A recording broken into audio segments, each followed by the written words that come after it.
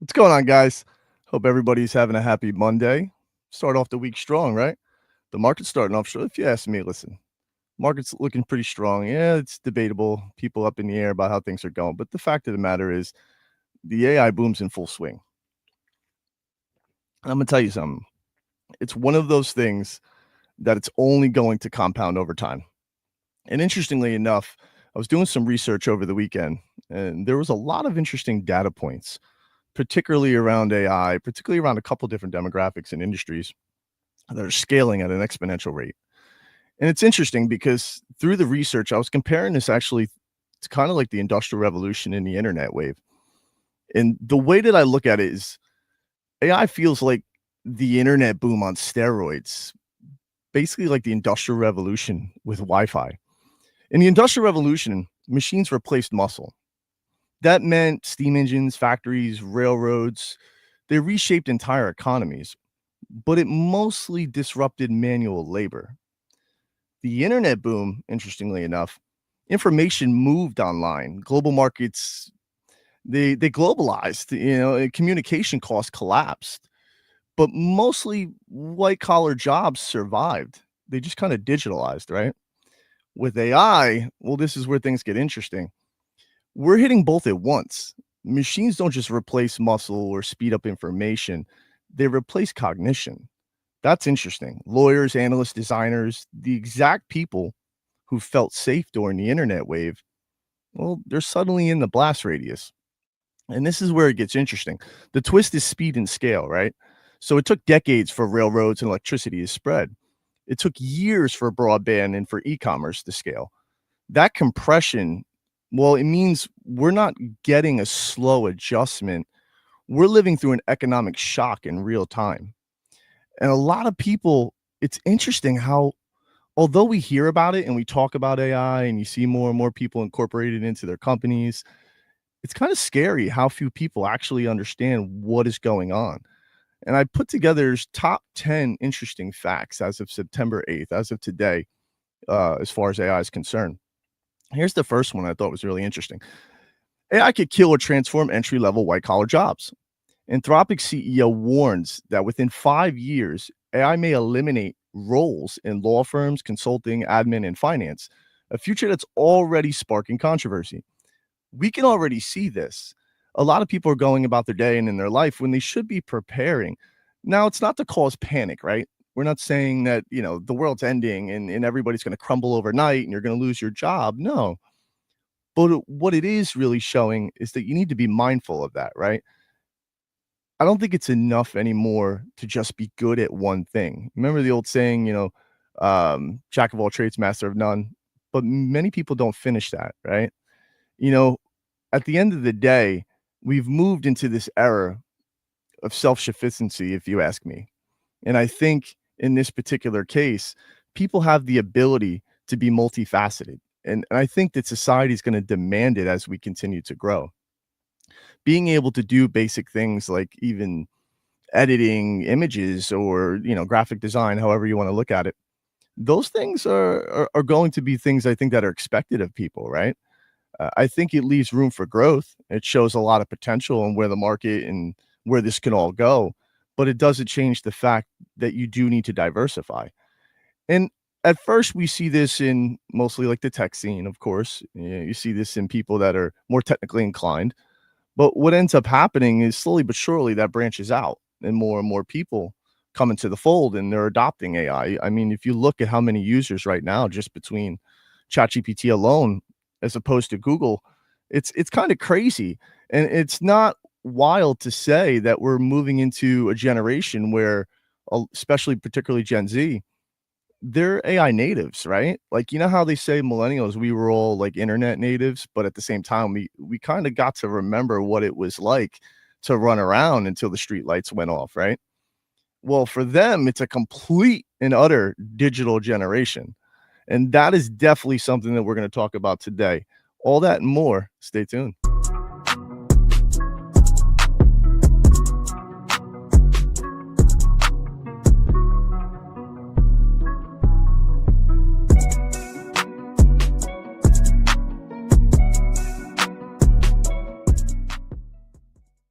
First things first, shout out to the homies out there. What's up, Ali? Pleasure to see you again, my brother.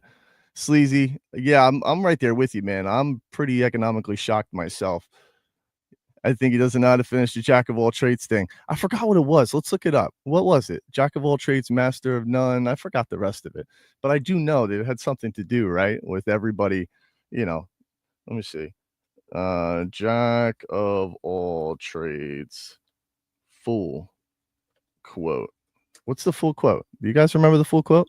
Jack of all trades is a master of none, but oftentimes better than a master of one. There you go. See? And that actually sets, to be honest with you, the tone for today. I'm going to read off a little bit more of these facts because I think they're really interesting. But like I said, we're moving into an era, particularly where Gen Z is AI native. And because of that, things are going to get interesting. I was looking on, I think it was like TikTok or YouTube Shorts, and I noticed an individual that was going around interviewing people. And what they were doing is basically saying, "Hey, do you use Google or do you use ChatGPT? Like, do you chat it, GPT it, whatever the hell people call it nowadays, or do you Google it?" You'd be surprised how many people ChatGPT it, right? I mean, don't get me wrong, Google's doing a great job of integrating AI and Gemini into basically everything that they got, their entire suite. I think it's really cool. Like when you go to Google now and you search anything up, you'll see right here AI review. So I don't think, an empire such as Google is going to go away anytime soon. But I do think what people don't take into consideration is the boots on the ground. In tech is very siloed. It's compartmentalized in a way. So it's kind of culty, to be quite honest with you. And people live in their own realities. And the fact is that doesn't always translate well to how the everyday person feels. And I think it's like what I try to focus on the most is how are users every day? Like I look at my wife who works in finance and I ask her all the time about this, how are you guys, implementing AI? And sometimes, you get interesting answers from individuals where they're like, well, we're kind of just going about our day and just continuing to do things the way that we do. And that's interesting because, you have to take into consideration that not only is this moving fast, but just in a matter of the next, I would say, 2 years, there's gonna be a radical overhaul in infrastructure in general, right? I mean, not only just hardware-wise and the grid, as you hear everybody talk about often, the grid needs to be updated and all these other things, but it's on a global level. Society is shifting. It's gonna change the way third world and first world countries, I think those gaps slowly but surely close because technology obviously affords people to have more access to things, and it just as the internet was intended originally, it brings people together, right? Keeps things interconnected. But it doesn't change the fact that it's the adapting part that is key, right? And I think that starts with education. I think it starts with keeping people informed on what's actually going on and what it really all means at the end of the day. But the truth of the matter is there are going to be a lot of people that are left behind, and that's a shame, right? Like you don't want that to happen for anybody. But the best way that you can prepare, at least if you ask me, is to stay informed, right? Like if you're going in and you're reading these things, if you're learning these tools, you don't need people have imposter syndrome, but and then also Dunning-Kruger, all that good stuff. But the fact is you don't need to be a genius to utilize these tools. You just need to put in effort. And I feel like social media in general, to get off topic for a minute, I feel like this era has left people paralyzed. You've heard the term analysis paralysis before. We've heard that a million times, but I think this takes it to a whole new level. I mean, the system was designed that way, clearly, but it gets to a point where when does it become counterproductive, right? When does it get to the point where we're like, okay, well, wait a minute, what is this actually doing? And it's great, for marketing and PR and growing companies, etc. People racing online to throw up a course, like you name it. Like I see it on X a lot. I forgot the name of that group. There's a group of young kids that are kind of just repeating the same thing that we've all seen 100 million times, where they grow like this, little cult type community. Peter Thiel likes to have his hands in a lot of stuff like this. I notice he has his hands in this already. It's the same thing when you see crypto communities, right? People will find a way to turn something into a course and then sell it to you. But the fact is there's a lot of this stuff that you could do yourself. You know what I mean? Like if you just go in there and you actually experiment, yeah, ChatGPT is great, but try Claude, try Gemini, try Perplexity, try Cursor. I mean, coding is now getting to a point where, it's basically it's done for you, right? It doesn't change engineering though. And I want to be very clear about that. I say this to people all the time. We have this topic because of the stuff that we build at Posse Studio, Sculpty, Dream Bay. The reality is that it's moving people to be more architect like, right? Like you need to understand what's going on under the hood, right? And I think more software engineers will move into architect roles, which is already really technically happening because of AI. You're seeing people more push into a role where they're like, okay, well, if AI can automate the coding, which eventually, it's going to automate a whole lot more of that, the networking, everything that has to go on with front end and back end development. We're seeing more and more of this scale. And the technology is only improving, right? As they train the models and things get better. But it is interesting to see. And I don't think that the jobs will so much be replaced as they'll be reformed. There's going to be a different mindset because there has to be. It's no different than the Industrial Revolution, right? It's no different than what Henry Ford revolutionizing manufacturing. That's what this is doing. So how can you prepare for that? Those are the key points. And like I said, using some of these tools, trying things out, and I mean, whatever it might be that comes to your mind, even with work related stuff. I think companies need to be embracing this head on, right? Because it's often the companies and the people that fight back against technological revolutions or anything changes like this. You see it in culture and music. I talk about music a lot because you guys know how I feel as a musician. I love this kind of, to me, it's very similar, right? When you see what happened in the early days of Napster and music and what was going on there with record labels. Likewise, those that adapted, those that found new ways to reach audiences and take advantage of the technological revolution, they boomed and it opened up new markets. So markets will change. I mean, obviously, you can get into the esoteric side of it, which is what does that mean for society ultimately? Well, if you ask me, I think people are going to become more self sufficient because they have to. I think those that don't will just kind of become zombies in society. I mean, some people don't want to be self-sufficient. Some people don't want to lead. Some people want to just be led, right? Some people just want to go a 9 to 5, and there's nothing wrong with that. Like for each their own, I mean, to each their own. But I do think that even that's going to change, right? The expectations are going to be different. It's like, what are you willing to give up? Sacrifices have to be taken into consideration. But that being said, let's cover a couple more of these top 10 facts. 2, Google's AI-powered search expands in 5 more languages. So AI mode powered by Gemini 2.5 is now rolling out Hindi, Indonesian, Japanese, Korean, Brazilian, Portuguese, making AI searches more globally inclusive. So there's another point that we're seeing, right? This technology is starting to spread to people all around the world. If you look at the investment, particularly, you see recently what OpenAI did in India, it shows you right away that people are seeing, okay, well, how can we get the hands into more people and expand the market, right? Like it's becoming, the global market is evolving and changing. Let's say 3, Broadcom logs 10 billion AI orders, stock soar. Broadcom stock surged after securing roughly 10 billion in AI orders, rumored to be from OpenAI. Their hardware is fueling the AI boom. 4, I thought this was interesting too. Databricks project, 4 billion annualized revenue. Thanks to soaring AI demand, Databricks is on track to hit 4 billion in annualized revenue, 50% year over year. Gen Z, we were talking about this earlier. Gen Z rides AI, but risks losing foundational skills.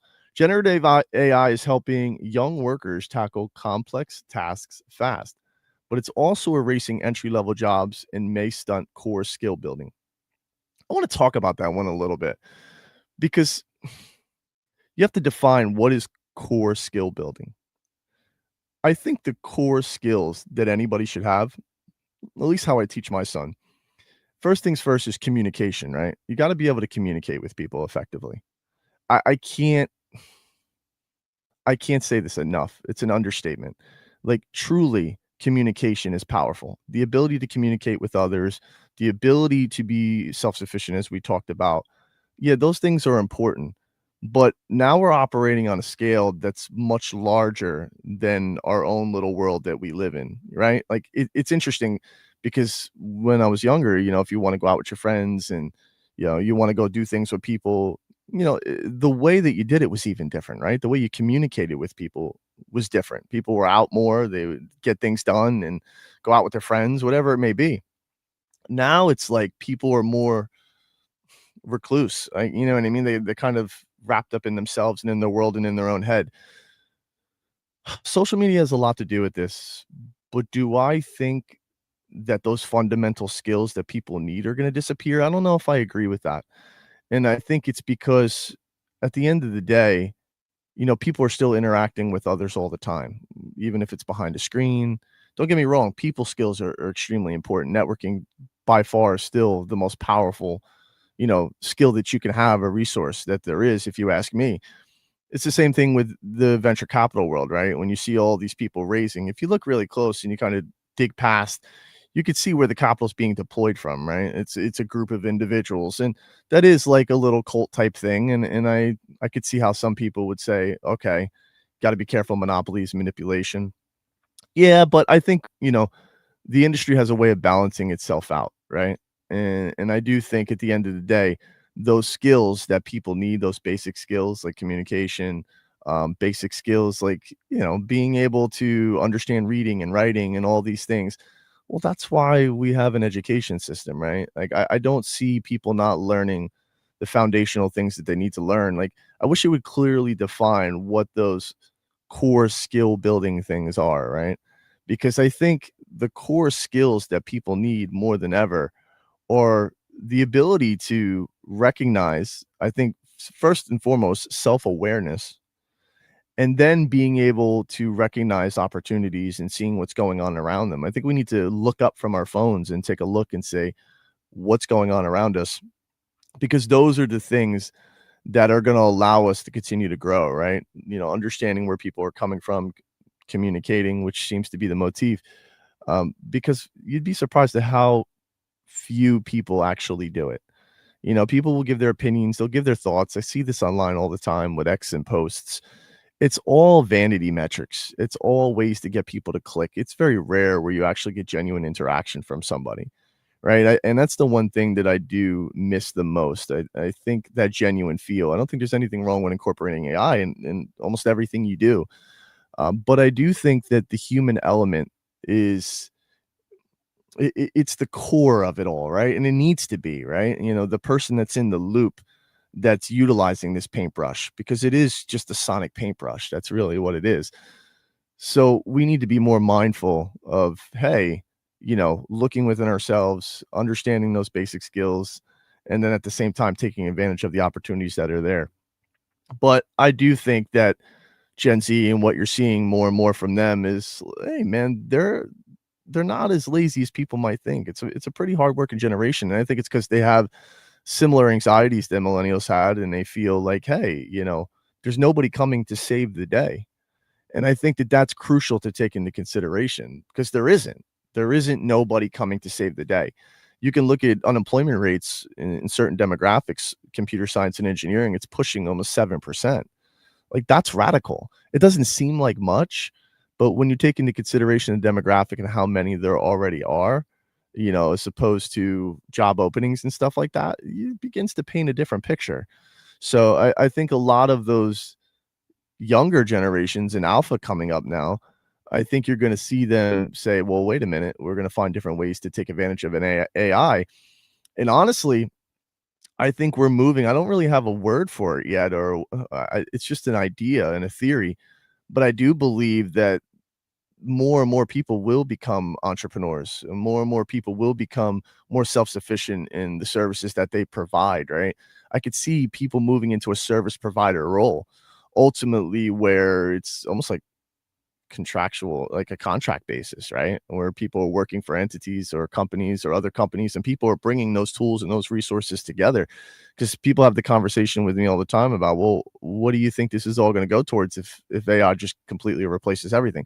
Well, there's always going to need to be a human in the loop, right? I think things move in waves, and right now the best position to be in would be hardware, if you ask me, right? That's why I see like vocational jobs are really secure. And don't get me wrong, like AI will catch up, and you'll see more and more with robotics because it is evolving at an exponential rate. But the reality is there's still a long way to go. And when people understand what's actually happening behind the scenes and what's going on, when I say that, I mean how all of this works as far as AI is concerned. You don't need to know the technicals, but it's far along. But to say that we are creating life in AGI is a term that's just thrown around too loosely. The fact of the matter is do I think that there's gonna be, like, human level AI anytime soon? Sure, maybe within the next few decades, it's possible. It's possible, but is it probable?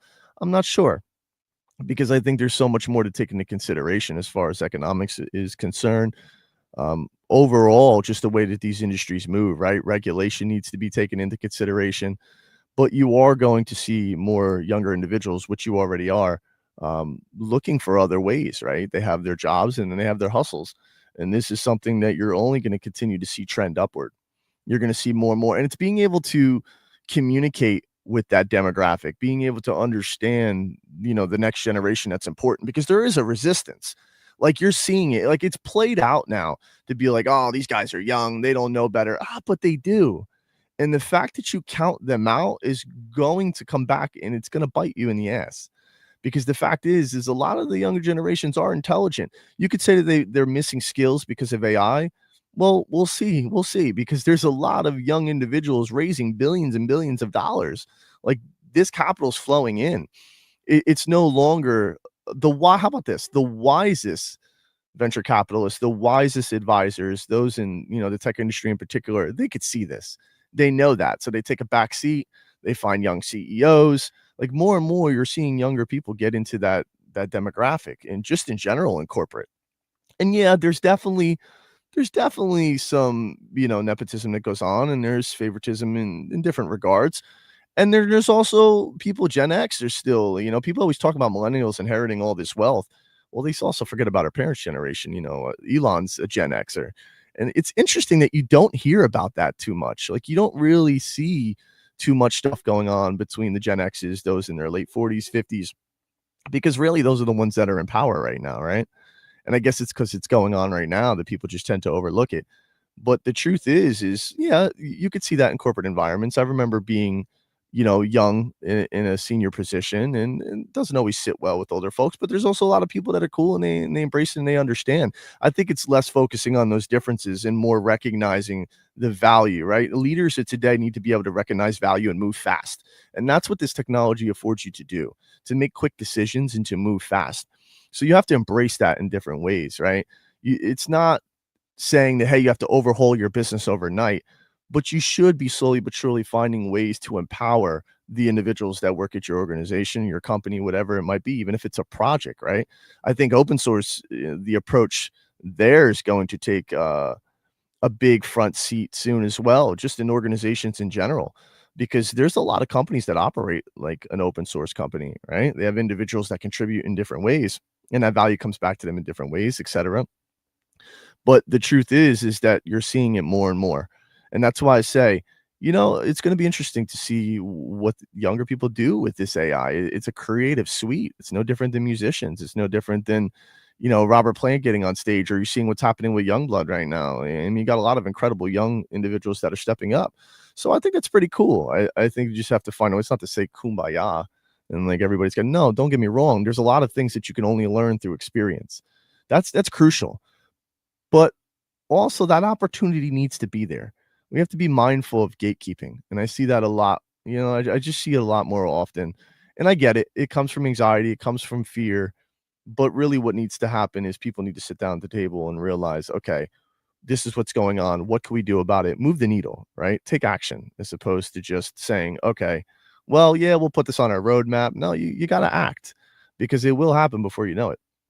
So 6, AI adoption keeps climbing. So now 78% of organizations, nearly 8 out of 10 organizations use AI in at least one function, up from 55% in 2023.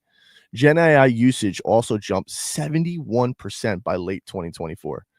If that doesn't tell you, then I don't know what will. It's getting to the point where people see like, okay. I also think there's an anxiety there on the flip side too, where it's like, oh, we got to incorporate this now. Yeah, we do have to move, right? I don't want to go against my own thing, but I do think that there is a middle ground, right? I'm all about balance. I'm all about finding what that middle ground is, and then you can proceed from there, right? Because at the end of the day, there is going to be checks and balances and other variables that you have to take into consideration. So Cognition valued at 10 billion after a $400 million raise. This is something we're going to cover in an article today, which I thought was really interesting. Just seeing the inflows of capital. AI infrastructure costs go galactic. Google and allies spending big, and I mean big. Big tech is in a $1 trillion AI arms race. Google will spend 85 billion on AI infrastructure in 2025. Amazon's 100 billion, Meta's 64 to 72 billion. Environment, that's where like the problems start to arise, right? You have to take into consideration all the capital's coming in, but also think that we need to be careful where we deploy that, right? It's because it's easy to just get lost and to deploy into some AI product and then just go from there. You're seeing it more and more. There's people hitting, pretty killer MMRs pretty fast, right?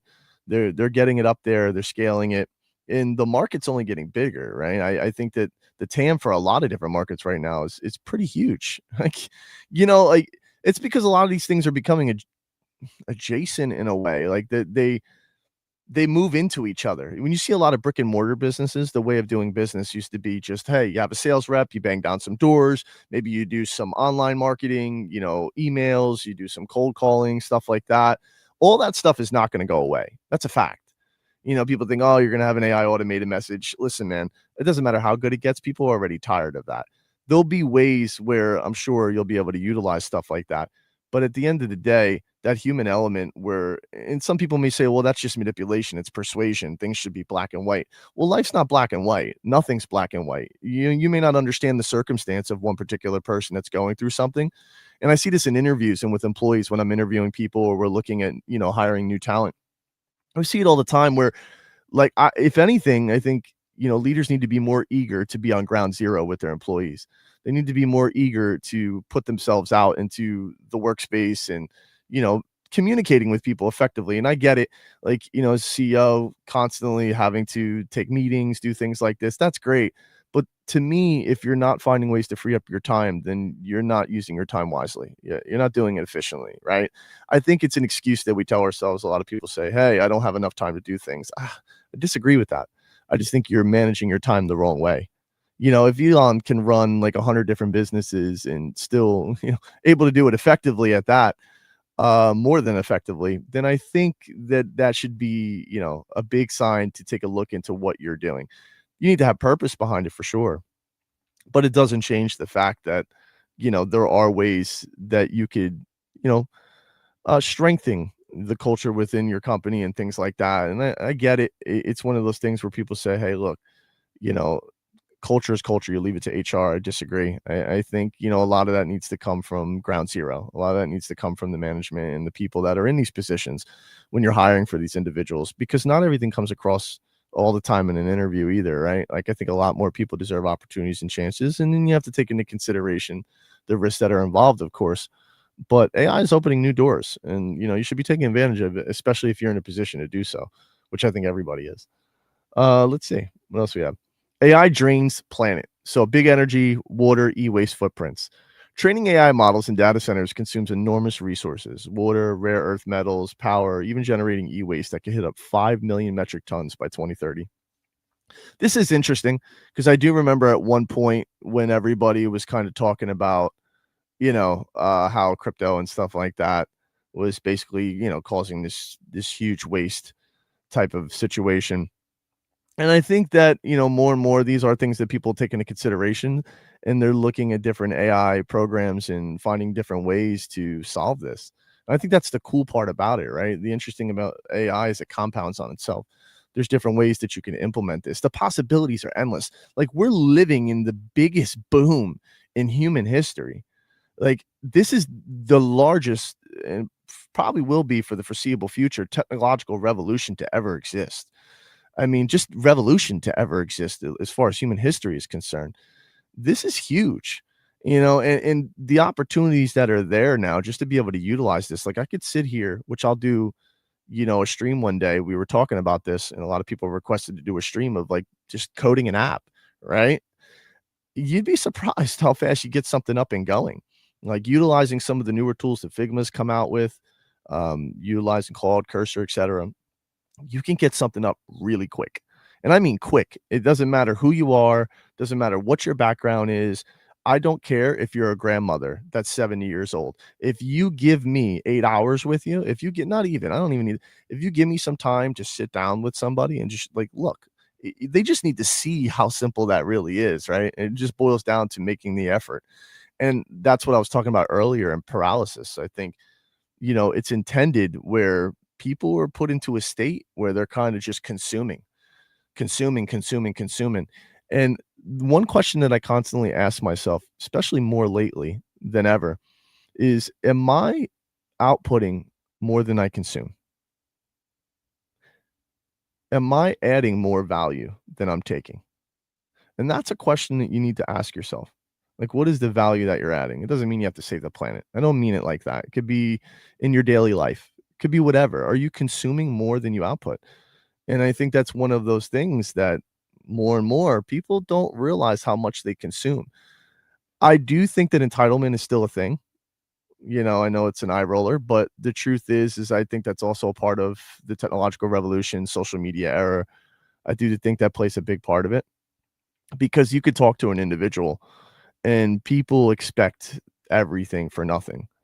And well, it's like, you got to be honest. At the end of the day, I do think that that is a part of AI that we do have to be mindful of, right? And the reality is, once again, I think it boils down to empowering people in education and having these difficult conversations. I think there's a lot of things that people don't talk about because they worry about, what's going to go on, what somebody's going to say about them. They worry about their job. They worry about, I think we're getting past the cancel culture thing, to be honest with you, which is pretty cool. I think we're kind of over that, right? It's safe to say we're over that. But once again, it does play a big part in it. So, AI safety goes global. Institutes and standards. Let's see, the UK's AI Safety Institute, now AI Security Institute, and its US counterpart, CAISI, however, I don't know how you say that, are anchoring a growing international network focused on evaluating the safety of advanced AI. This is important. Now, these are the types of things that I think we need to see more of, right? Finding different ways to keep people in the loop, making sure that we have clear regulations and boundaries right now, because it's cool to have all of this scale. And I think, to be quite honest with you, I'm for less regulation and more for strategic regulation, regulation that makes sense, right? Things that can protect people and keep things within bounds. Because in a capitalistic society, monopolies, so to speak, are inevitable. That's not something you're going to avoid, right? Google growing at the rate it did, I mean, there was a demand for the technology, right? And they met that demand. So, do I think it comes a point where you have to look at organizations and companies differently? Yes, because companies now are becoming like countries. They have, if you think of the reach and the influence that a company like Alphabet has, it's ridiculous. Like it's on another scale. Now, do I think it's a bad thing? No, I think they work for that. They earn that. They employ people. They do that, and that's their right. But at the end of the day, I also understand where people come from. Where this is where I'm talking about the human element. It's so important. Why do large infrastructures fail like that? We can look in history at the Roman Empire, right? At the height of the Roman Empire, they expanded right across the whole globe, but slowly but surely, it was chewed apart from the outside, right? Like besides the fact that you're conquering people and expecting them to assimilate, of course they're going to rebel. But there's more to that. And that's less in touch. The wider, the more that things grow, the larger the gap between the people that actually utilize these things on a daily basis. The everyday person, they start to get disconnected from the top. And that's where things go wrong, right? Top, you hear this all the time in corporate where like sometimes companies are too top heavy. That's a big part of it. And I don't think that you can, in the past, what we would just do is delegate a resource, an HR personnel to that. And it can't be that way. There has to be this interconnected type of vibe and feel where we're all winning together. And I think good companies do that. They find ways to make everybody feel like they're winning together. And you don't see that enough. You just see everything being automated and automated. And that's fine. By all means, becoming self-sufficient, being able to just automate your entire company. That's the dream. I want to spend more time with my family and my son and my wife and my friends and travel. That's great. But I'm also passionate about what I do. That's a big part of who I am. And I think that that also stems from people not having purpose, not having passion. You can't substitute that. Like passion, if we were talking earlier about what are those core skills that people need to have, and people worry that AI is taking that away from the youth and that Gen Z won't have like the core basic skills they need. I disagree, but at the same time, I understand where people are coming from, right? Like, you need to be able to find ways to connect with people still. There needs to be ways where you're still interacting with people on that level, right? Like, hey, you come into a meeting, you realize what the company's doing, what you're doing, you find a way to meet in the middle that's profitable for both organizations. That's true, and that will always continue to happen. But I do think we need to be mindful of what we audit because what we automate, because there are certain things that should be human driven, right? Because they're inherently human things. Like, you know what I'm saying? When you start to automate human things, more human experience, so to speak, that's where things start to get a little bit out there. That's where I start to, for me personally, there's a disconnect. I do think that we need to keep that at the forefront of our minds and saying, hey, what am I doing as far as the human element for my company? It's not just going on outings and spending money, and that's a big part of it, for sure. But it's also empowering individuals like management and CEOs and C-suite and managers. Their job, people don't quit jobs, they quit managers. We've heard this a million times. The truth is we need to empower people in ways that allow them to feel like they're capable of doing these things. If people don't have purpose, your job is not to fear that you'll lose this person because you give them skills and you teach them something and they leave. That's a part you need to take that in consideration in your hiring process, regardless. That's something that you'll never be able to avoid. People, it's ironic because the very thing that people are worried about that'll push employees away is the very thing that will keep them there. There's loyalty there. People are loyal. If anything, personally, I think people are more loyal today than they've ever been. Think about that for a minute. You could challenge that by all means. But I think that people are realizing that genuine people are not easy to come by. There's always something that you're being sold. There's always an angle. It's not very often where people understand how to have normal conversations anymore. That's okay for people that are like that, right? But personally, I like to be on the planet Earth sometimes, and it's easy to get away from all that when we're so caught up in the numbers and the hype and online and what's going on, and AI is going to take all our jobs, and we're all going to like slow down. We're going to be all right. We've been okay for millions of years. Nobody's going anywhere. Yeah, there's that thing that's coming, quote unquote, hurtling towards the earth is probably just a rock. You know what I mean? Like people are talking about wild stuff and you get caught up in something, you click on it and you go down a rabbit hole.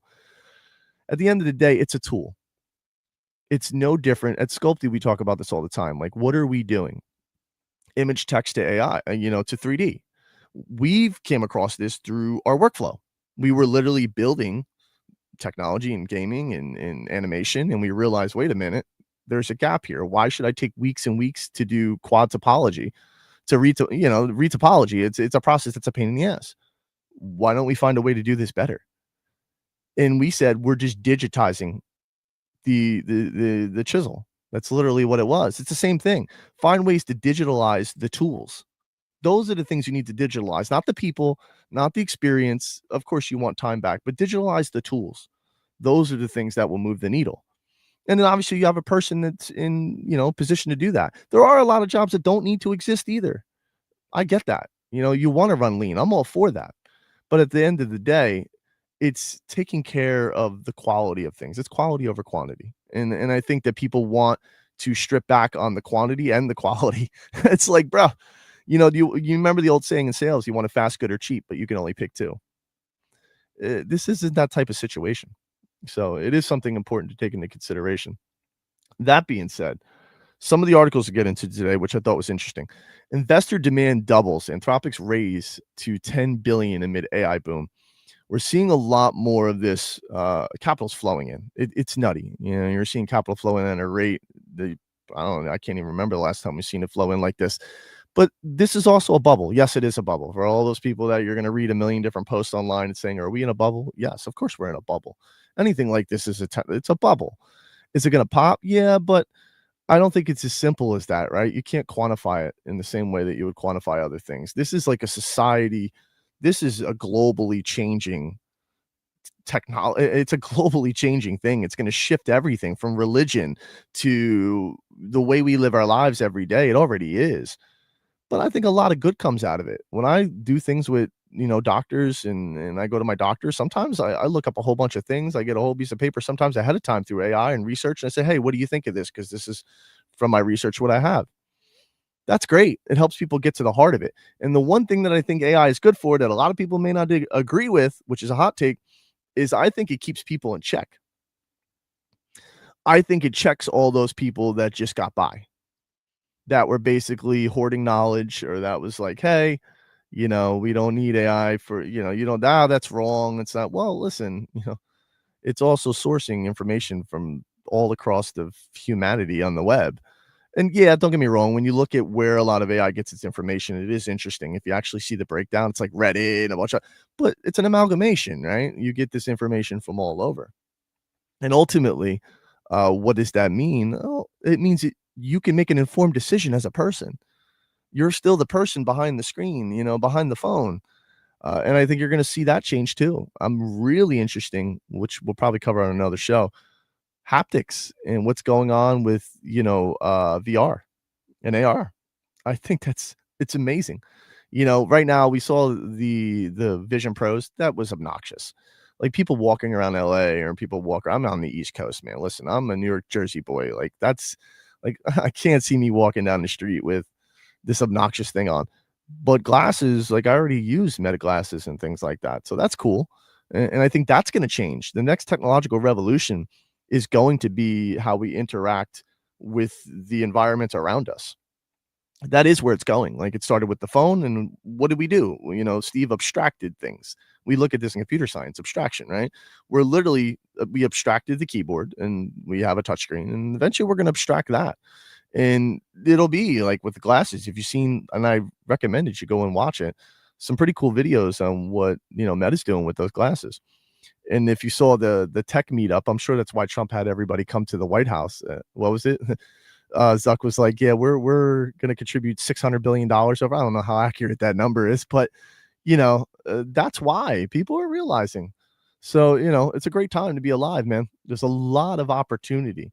If you're out there and you're stuck and you're wondering what to do as a company, as an organization, I'm telling you, man, um, knowledge is power, but people don't realize that the best secret, like, how about this? Let me reframe this. I feel like this way about the Illuminati. Like, I don't believe in any of the conspiracy stuff. I think the secret is that there is no secret, right? It's the illusion that there's something going on. And that's what a lot of billionaires, it's a lot of people do. They just get stuck. They're just stuck. Yeah, luck plays a big part of it, right? But I believe in making my own luck. I'm also a big advocate where if you are truly spending, I think a lot of these people that get into these positions and they're successful, and you see Cuban and a lot of other, I personally think that people lose track of that over time. I know they do because I have. People lose sight of reality and what it was like to struggle, what it was like to be at ground zero again, where you're working 18 hours a day on something that you're passionate about. If you're putting in time to something and you have purpose, you're gonna succeed. That's just compound interest. That's a reality. That's mathematics. If you keep hammering, don't get me wrong, you have to be able to communicate. There's gonna be people that are not gonna like you. I get it. Then move on. If you have something that's holding you back, that just means then, by all means, do double the work then. And people don't like the sound of that because it's not like, "Ooh, this is easy," but nothing is. Nothing is. So, the reality is yes, you need to be finding ways to incorporate all of this into your organization, and at the same way, having the core values be human. You can't be selfish. People could spot people selfish a mile away now. And that's what that is with larger organizations and people that are not bending, or they're not finding ways to incorporate. They're just realizing that they're holding on for dear life. Yeah, I mean, they're a dying organization. They're decaying. And people fear that because they're like, "Well, hell, I've been doing this my whole life. If I don't do this, then what do I do?" And I think that that's what's cool about it. Then you don't know who you are. Then you have a bigger problem. You need to get back to yourself, because like there's opportunity. I can't look around and I can see opportunity. I can look around a studio and see things that I could probably capitalize on with AI. You know what I mean? You could be calling up organizations and having AI do their SEO for them. Like, I mean, you see that all the time. It's kind of played out, but still, I think saturated markets are great. I love it. It's nothing but opportunity to do it better than others. which you've heard that a million times as well. So investor demands double. Anthropic nears a historic $10 billion funding round, doubling initial targets. Global investors' demand for AI startup surges. For those that don't know, which I'm sure if you're coming and viewing this from LinkedIn or X or from wherever you're viewing it right now, you're probably aware that Anthropic is Claude, which I find interesting because they're taking more of a different approach, right? More of like a safe. They have like an image, right? They have like this very particular image. It's hard to put my finger on, but I feel like it's a polished image, right? It's like this clean, minimalistic, polished image. I wouldn't say it's quite like Apple, but similar in the approach and how they want to be perceived. And I think that that's pretty interesting. I think it's going to work to their favor. I think they're carving out. Honestly, I think Anthropic and Claude is carving out the most. They're carving out a niche that feels like they own it. I feel it, to me, it feels like they own it. I think Grok is trying to break into what XAI is doing with Elon is trying to break into markets. I think OpenAI is trying to hold on to markets. I think Gemini is silently doing stuff in the background at a very low key way, which I think is very, you know what I mean? It's intelligent. It's definitely very wise in the way that they're approaching it. I think it's going to pay off huge for them. But I think the way that Claude and Anthropic is running the organization and the way that they're marketing their PR, I think it's great overall. So funding escalation highlights AI's booming market, with Anthropic outpacing expectations despite lagging consumer adoption versus OpenAI. Anthropic's Claude AI platform trails ChatGPT in traffic, but earns strong enterprise revenue, driving investor confidence in its strategy. And that's just simply because people, Anthropic's really good at that. The B2B aspect of it. And that is key because what we look at as B2C now, I think is going to become inevitably B2B for everybody because everyone's going to be operating. And if you don't know about, I mean, my audience ranges from people that are, you know, multi-exited $1 million founders to everyday people, and I love that. But particularly, I like finding that middle ground. And I say that to say this, like, I think seeing what these organizations are doing, it's showing that slowly but surely, people are going to get in a position where they're offering these services. They build something themselves and then they offer it up as a service or a microservice. Yeah, you can offer it up on the web and, get a bunch of subscriptions and stuff like that. That's great. But I think that there's more value in what we could do on a government level as well as a business level, like B2B. And then also I think, I don't know what it would be called, like C to G, C to government, consumer to government, business to government. But I think AI will open up new ways for people to interact with government. And I think that's what's interesting. It brings people more included into infrastructure and into these types of things that are going on. Obviously, you've seen Trump sign into law, the Doge thing and all that. But I think that there are ways that you can get people involved, right? And I think that opening up new opportunities is the way to pull down the deficit, is the way to create more jobs. Once again, empowering people to be self-sufficient as opposed to just relying on, others. So Anthropic's Claude AI platform trails ChatGPT, strong enterprise. Okay. Backed by major VCs and sovereign funds, Anthropic positions itself as a safety-first AI rival in enterprise market. That keyword, this is the keyword, safety-first AI. That's killer. That's like a catch, like got milk killer. You know what I mean? Like if you're like really tapped in and tuned into what's going on in AI, that line right there will get you into some doors. You know what I mean? Like that's just really what the issue is. People are just kind of building and gunslinging. Those that are, even if you're not really doing it, like is Claude really, how much money are they spending on the safety side of it? Do I think it's any more or less than OpenAI? Probably not. You know what I mean? OpenAI has raised a shit ton more money. But I can't say this. I do think that at least they're aware of it. And that's good marketing. That's just having a good team that understands markets. The massive raise reflects intensifying global interest in the AI sector, with prominent backers including Iconic Capital, TPG, Lightspeed Ventures, Spark Capital, and Menlo Ventures. Sovereign wealth funds such as Qatar Investment Authority and Singapore's GIC have also reportedly been approached to participate. One of the largest AI funding rounds to date. If finalized, excuse me, Anthropic's fundraising effort would stand among the most significant ever for an AI startup. Initial reports have placed the company's valuation around 170 billion, but overwhelming investor demand has pushed expectations much higher. This surge mirrors a broader trend across AI ecosystem. Global venture capital investment in artificial intelligence more than doubled in just 1 year, jumping from 55.6 billion in 2023 to over 100 billion in 2024. That's a killer number. It is wild. And when you look at the growth rate, like a lot of people, they look at the early on videos of Amazon and Jeff Bezos, if you've ever seen them, where he's like, I noticed this startling statistic where 2000% growth rate. And I knew I needed to find a job in the context of that market. That's happening now. It's happening again. And it's interesting to see how this one's panning out. But like I said earlier, this isn't just a technology that's infrastructure. You know what I mean? It's not just white collar jobs. It's not just blue collar jobs. It's an amalgamate. It's a smash of it all. It's on steroids. So, there's going to be a fallout for sure. But I also think as things trend, right? We're riding the hype wave right now, and eventually that levels out, right? Do I think it's gonna, fade? Is this just a one-off technology fade? Absolutely not. There's just no way in hell. You know what I mean? This is something that's only going to grow bigger and bigger and bigger. And it's just going to find new ways to take form, whether it's in robotics, whether it's in whatever it might be. What do you say, Sleazy? Shout out to you guys out there. Everyone knows Dev can't talk like humans. Well, I mean, listen, man. Ironically, a lot of the devs that I've worked with lately, and this is what I think is pretty cool too. I think the ways, once again, man, I I think the way that we look at things and the way that people view things and personalities are shifting. We used to see tech guys as just like these reclusive, like, we said nerds and stuff like that, and which I think that's a badge of honor for some people, and there's nothing wrong with that.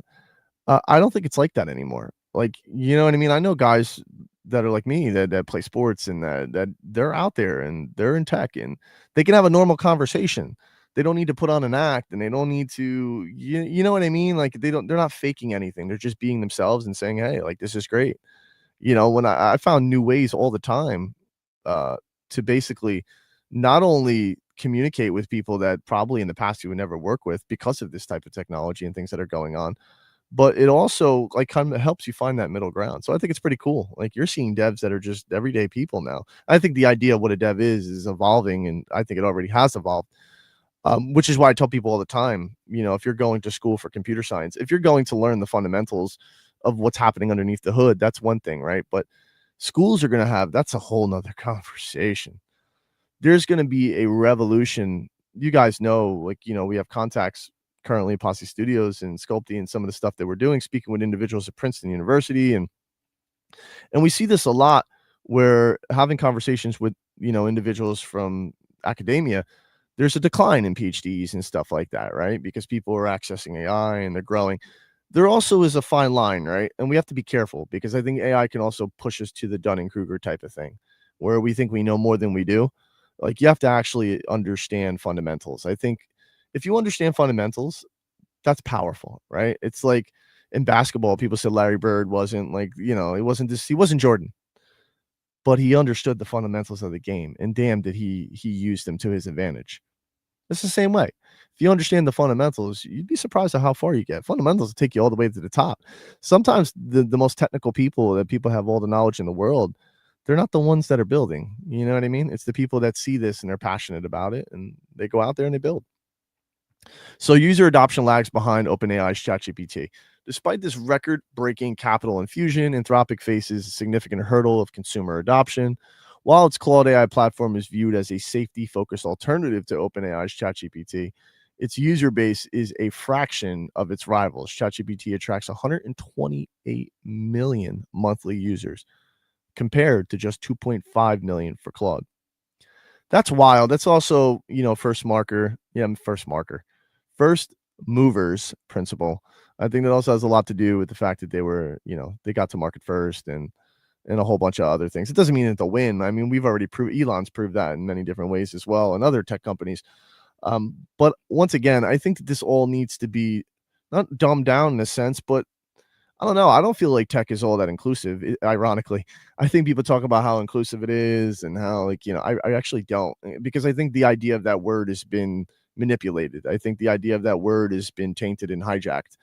I think it has less to do with where you're from and who you are, and inclusive as it has more to do with opportunity, right? And I do think that that's a big part of everything that's going on right now, is having everyday people have more opportunities and people opening their doors to those types of individuals, right? So I think people are still figuring out too, because of how businesses are remodeling and shifting. They're figuring out just how much they actually need, right? I don't think people know anymore. Like, we used to look at a department and say, hey, you need like 20 individuals to do this. I think people are still figuring out and saying, well, how many do you actually need? And then I think that this is a shift. I think it's cool because it'll also push more people into trades, like, vocational trades and stuff like that, which we need. Lord knows we need to overhaul public transportation and, our roads and all those types of things. And I remember it's crazy, because when I was growing up, it used to be something you took pride in, right? Like, people say, yeah, I worked in a vocational or trade, or I was a mason, or I was an electrician, or I was a welder. Like, those were things that were up there with engineers and all those. You know what I mean? Like, it was an honor, a badge of honor. And now it just feels like, some period of time, people were like kind of ashamed to say that if you didn't have some big academic job or whatever it is, some corporate job or whatever it is. um you're kind of like, oh, okay. I think those are going to be the people that are going to be winning at the end of the day, to be honest. Let's see what else we had. Cognition raises 400 million to bolster AI agent efforts. So, for those who don't know, artificial intelligence software code generation firm Cognition is now a $10 billion company. The startup announced Monday, September 8th, that has raised 400 million, which is today, in a funding round, the latest in a series of AI firms seeing their valuations skyrocket recently. Quote, we founded Cognition last year to build the future of software engineering, Cognition co-founder CEO Scott Wu wrote on the company blog. We envision a world where software abundance, where engineers become architects, solving the most challenging problems and focusing on their creative visions, while tasking an army of autonomous agents to support them on everything else. So we'll see. We're going to see a lot of these companies jumping up. And this is something that I do worry about too, where we're having a million of them. I think there's obviously overvaluation at first. And this is where I think the VCs need to spread their portfolios a little better. I think people go all in on an organization. They'll see something like this with Cognition and next, because this is how VCs work. For guys that don't know, one jumps on, everybody jumps on, because it's FOMO, right? Like, nobody wants to miss out. But the truth is very few people actually take the time to sit down and pull things apart. When you ask the right questions, you'd be surprised how people's whole story crumbles. You know what I mean? Like, you start to pick it apart and you're like, wait a minute. And I do think that there needs to be, instead of everybody rallying behind an individual, I think we need to be taken into consideration before we deploy, instead of just, deploying on FOMO. What other organizations are also doing this? And perhaps that makes sense too. And I get it. There's conflict of interest, and there's so much stuff involved. Like, it's not as easy as that. But we do have to be mindful of it. I think, deploying all this capital in just a few companies is, on the top end side of it, right? Because let's be honest, like, yeah, there's people picking up raises here and there, seed rounds, even pre-seed, but most of the money is flowing into like the big companies, and they're still shaping, right? Who's running away with image, who's running away with, I think ultimately these are all going to mush together, and people will be able to, you can go to ChatGPT and get your images and your graphic design, but doesn't necessarily mean that it's the best at it. And maybe you'll use Midjourney for that. And I think people are niching down, and you'll see that more. These are trends, and you can't. That's the one thing that you can't teach people, in my opinion. You kind of can, but it's like, that's the element that AI doesn't have, and that is the key, right? It's intuition. It's the ability to be able to say, like, like, what does your gut tell you? Like, taking risk, right? Because it's a machine. It's not catered towards risk, right? It's to minimize risk. So in this particular case, that's where your opportunity is. That's where you can really shine. It's in the risk side. It's in the risk side of it. And unfortunately, like anything in life, if you want anything, you're gonna have to take risk. So interesting. So $500 million raise. Proposed 1.5 billion Anthropic copyright settlement raises questions about generative AI costs. This is huge. So before I even get into this, I'll give you a brief background. For those that don't know, most of infrastructure for AI is subsidized. Excuse me. Meaning that the cost is being covered. So OpenAI, it's pretty obvious, why Microsoft got involved in buying, it's pretty obvious. Because at the end of the day, people are going to need someone to cover that cost because it is not cheap. I want to be very clear that AI is extremely expensive. If you want to know just how expensive, infrastructure costs can get up in five figures without any customers. Like these things can happen fast. And the reality is people don't take that into consideration all the time because users, right? They're like more users and we're acquiring people and we have to grow exponential. Yeah, but you have to take into consideration that these things grow together, right? Like it has to make sense. And a lot of people, once again, are just slinging. They're just like, well, fuck it, we got to get it out there now, and we'll worry about it later.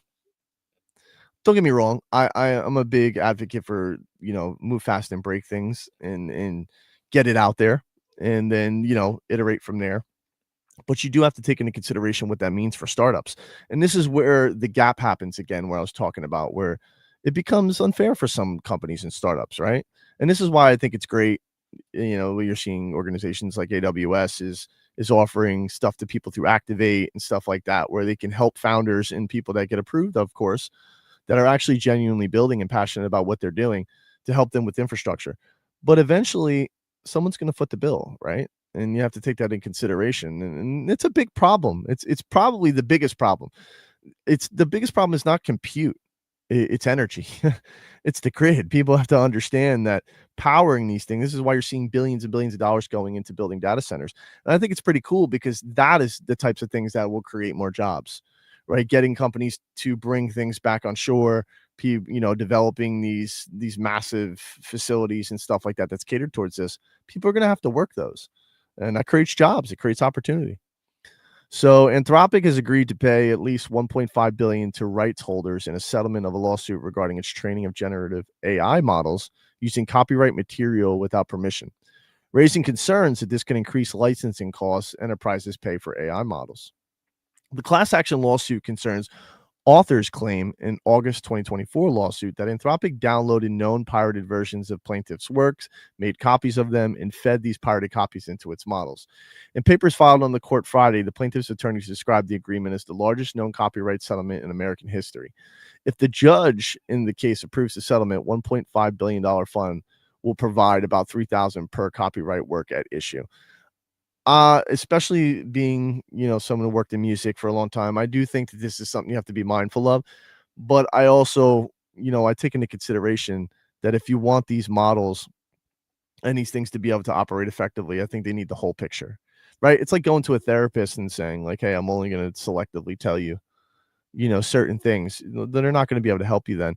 I do think if they're benefiting from it, which I could see, I don't know. I'm not saying I have the answers. Maybe if we sat down, talked about it, thought about it, sure, can easily come up with some solutions. But the truth is this is a very nuanced thing. This is something that's very particular. So yeah, we do have to be mindful of IP and protecting others' rights and stuff like that. But that's $1.5 billion lawsuit ain't no joke. And for those that remember how everything went down between Samsung and Apple in the early days with the patents, some stood, and then obviously some didn't, just because it fell into that place where it was like, okay, it's a little, anybody should be able to do this, right? It's not a novelty, so to speak. So Google intros embedding Gemma for on-device AI. With the introduction of its embedding Gemma, Google is providing a multilingual text embedding model designed to run directly on mobile phones, laptops, and other edge devices for mobile first generation AI. You're going to see a lot more stuff on edge devices. This is going to be a big thing. Moving forward from 2025 on, anything with edge devices, meaning those things that connect with reality, it's going to be huge. That's the next boom. So if you're wondering where it's going to happen next, it's going to happen in AR and VR in there. Why? Because that's where the least amount of growth is really happening. It's on a research level.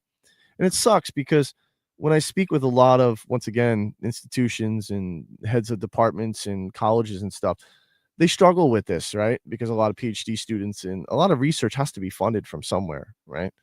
And funding for research it's been pretty tough. It's been pretty tough from the people that I've spoken with. So I do think that that system there needs to be overhauled as well. So, unveiled September 4th, embedding Gemma, if I'm even saying this right, features a 308 million parameter design that enables developers to build applications using techniques such as RAG, retrieval augmented generation, and semantic search that will run directly on the targeted hardware, Google explained. Based on the Gemma 3 lightweight model architecture, embedding Gemma is trained on more than 100 languages and is small enough to run on fewer than 200 megabytes of RAM with quantization.